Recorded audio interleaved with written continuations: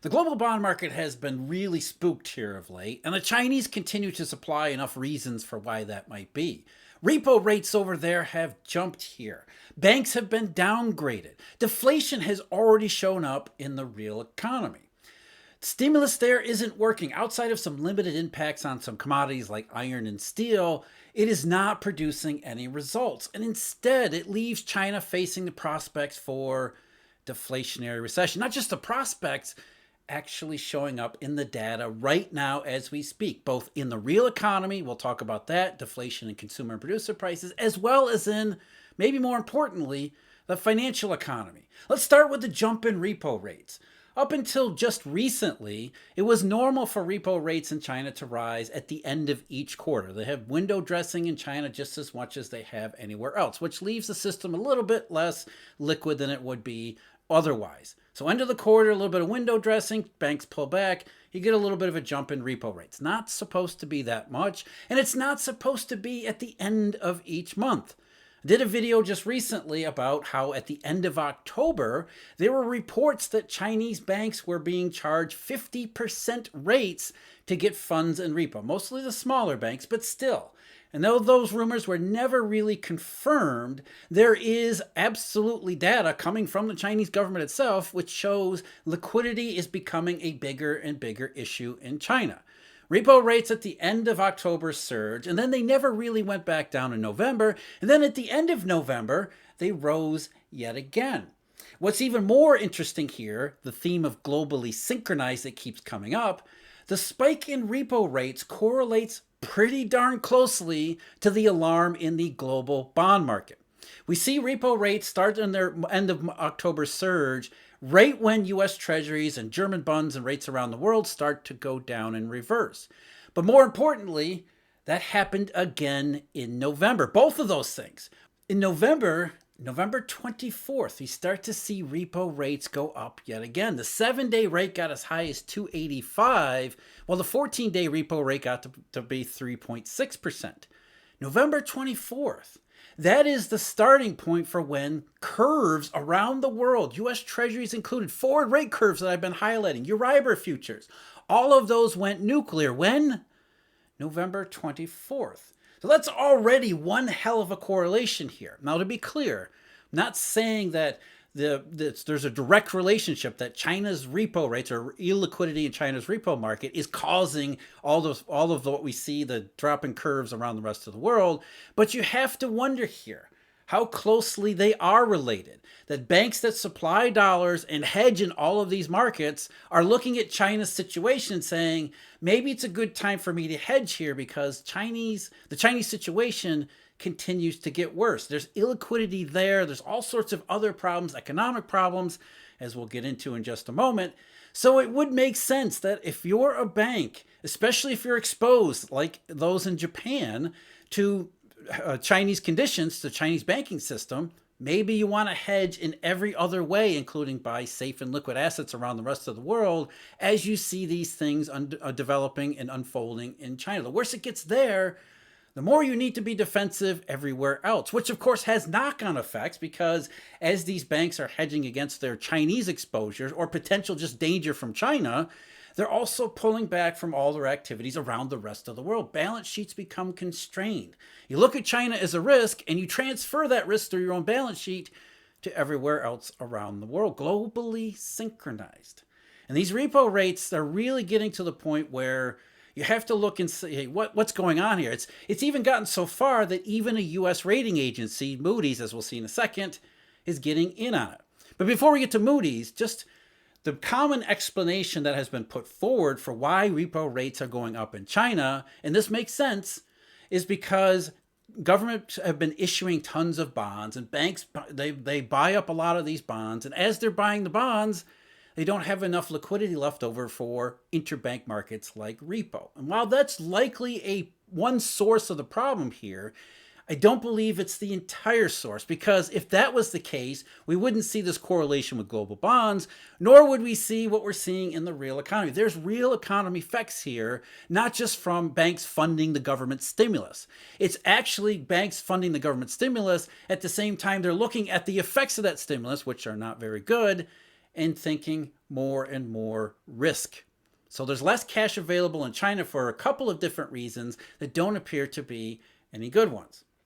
And before we get into Moody's, I do want to mention, as I have before, Eurodollar University, we're having a Christmas sale where for a limited time here up until the holiday, you can get 40% off our complete package, which includes everything. That's the daily briefing, the deep dive analysis, and a Eurodollar membership. All three of those for 40% off the deep dive analysis list price. It includes every aspect of the Eurodollar University subscriptions as well as memberships. That's what's going on with the daily briefing, why it's going on, the deep dive analysis, and the background behind all of those.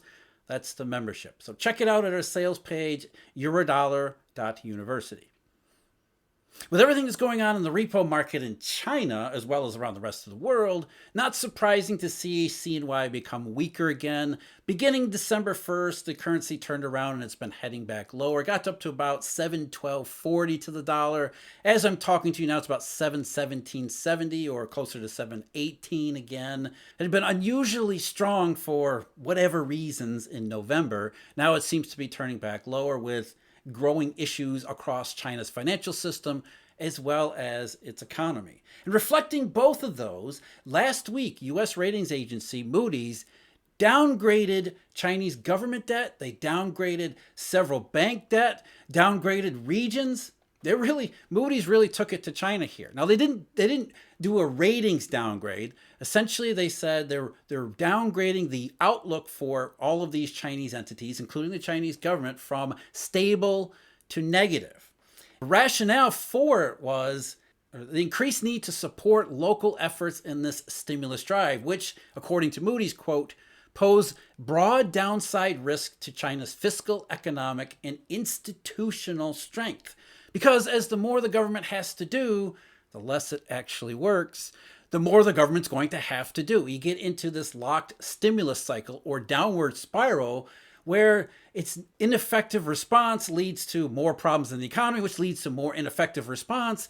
The debt levels go up for little to no payoff. As they said, as Moody's admitted here, China faces structurally and persistently lower medium-term economic growth. No matter what the Chinese have done, they've been throwing out more and more stimulus, more escalating stimulus. It doesn't work. That's what the economic data has been completely clear about. And as I keep saying, the more the Chinese have to do, or the more they feel they have to do, the worse you know it is. And so Moody's, to some extent, is actually picking up on that theme too, to their credit for once. Now, as I said, it wasn't just the Chinese government.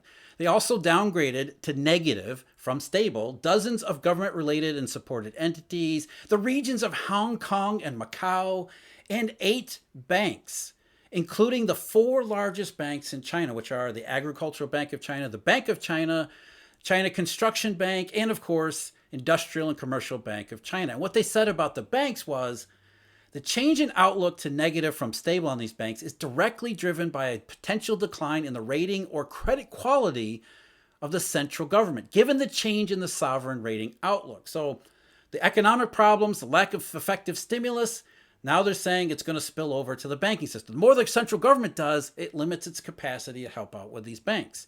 These trends underscore the increasing risks related to policy effectiveness. Even Moody's can tell it's not working, including the challenge to design and implement policies that support economic rebalancing while preventing moral hazard and containing the impact on the sovereign's balance sheet. So again, China is going through the same problem that we've been talking about for over a year now, which is none of these things are the reason for China's economic weakness. First, it was reopening, zero COVID, all of that stuff. Then it was, well, the failed reopening must be stimulus is needed. And the stimulus came in and it didn't do much either. You get these temporary, very short run, very limited rebounds. We saw that in January and February to an extent with the big reopening. And then again, summertime, August, and maybe a little bit into September. And while that was overhyped as China is turning a corner in the Western media, it has not actually panned out. All the economic data is absolutely clear. When you look at it and examine it, China has not turned a corner. In fact, if it has turned a corner, thinking about repo rates and Moody's realizing all these risks here, it's turned a corner in the wrong direction. They have more problems, more that are leading toward the deflationary recession outcome, which if you're a bank or financial entity around the world that's exposed to all of these potential spillovers, yeah, buy safe and liquid assets. It's not that big of a mystery here. So as I mentioned, China has deflation already in its real economy. This is not theoretical. This is not a risk. This is right here, right now already.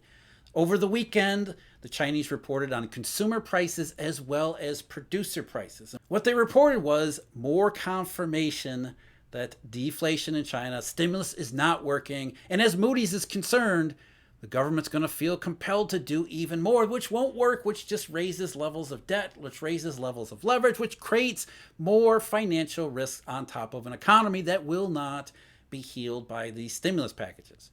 So the CPI, that was down 0.5% year over year, which is tied with November 2020. November 2020 for the worst year-over-year rate in Chinese consumer prices since 2009. One of the very few monthly figures that are down at that negative level. China does not experience much outright consumer price deflation. Well, it's accelerating, or it at least accelerated in November. We'll see what it looks like in December. Not holding my breath there.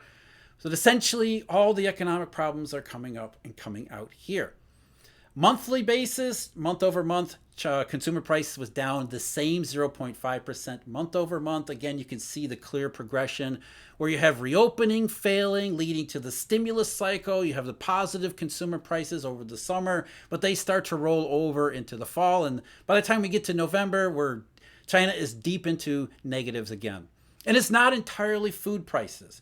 Though pork prices have been the leading component driving consumer prices lower, and they were down again in November, down 0.9% month over month in November, non-food prices were also seriously negative, minus 0.4% month over month in November. Consumer goods prices fell by 0.5% there. Services prices falling by 0.4% as well.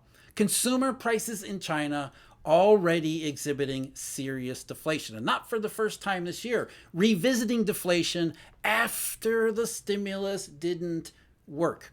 Remember, we already talked about this before. China's retail sales, those were hyped up everywhere in the Western media as proof that this stuff was working. When you looked at the actual details, like consumer prices here, you saw that it's not having the intended effect. In fact, China is weaker now than it was earlier in the year facing reopening.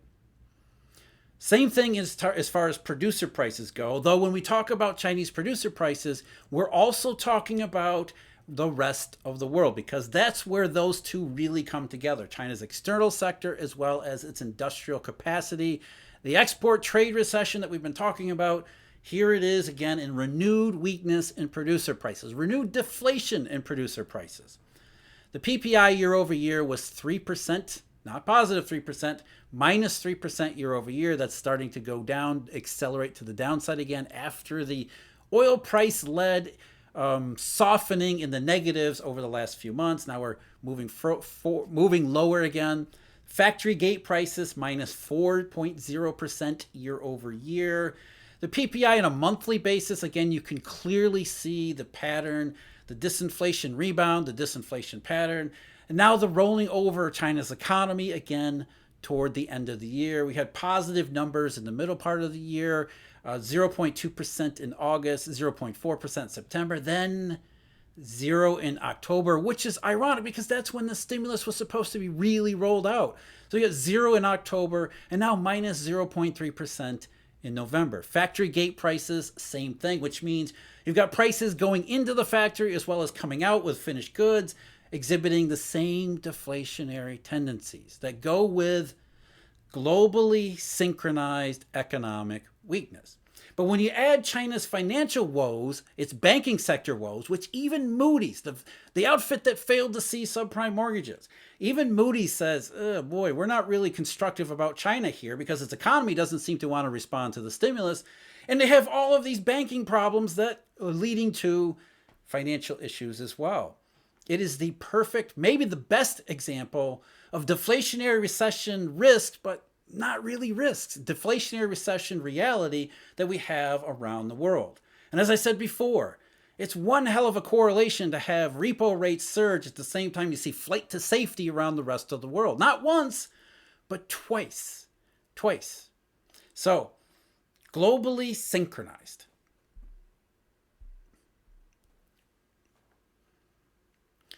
Why did Moody's downgrade China? Well, as they said, structurally and persistently lower medium-term economic growth and risks related to policy effectiveness. Basically, China, the government's not going to get it out of its problem here, and it doesn't help that the rest of the world is struggling in a recession too. You put those two things together, and it's a combustible situation, which we see already in several ways. Primarily, deflation in consumer prices, deflation in producer prices, that's already happening.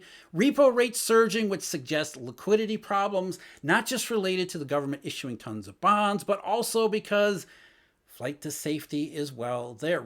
Risk aversion, not risk taking. So we look at the bond market. Bond markets have been pricing increasing alarm, and there's three primary reasons for that. One is Europe, which is a total mess, becoming an unruly mess. That's still an issue. The US may not hit its soft landing. Despite the hoopla and the hype over the last payroll report, the underneath details suggest a lot of the U.S. labor market's already in recession. And the third one, maybe the biggest one, that China's problems don't remain limited to China. Because again, this is a globally synchronized situation. They spill over across Asia in economic terms. They spill over into financial terms all across the rest of the world. It becomes a very bad situation, especially when you have one after another after another. China's not responding. China's getting worse. The bond market is worried about that and everything else. So there's every reason to believe that the risks for the entire global system are increasing and maybe even rapidly. I just had an incredible conversation with Macro Elf of all people about these bond market fundamentals. You can see part of that talk, that conversation. That's the video link below me. The rest of it is available only for Eurodollar University members and subscribers. And we have a Christmas sale going on right now if you want to become one of those. Check it out at our webpage, eurodollar.university. And as always, take care.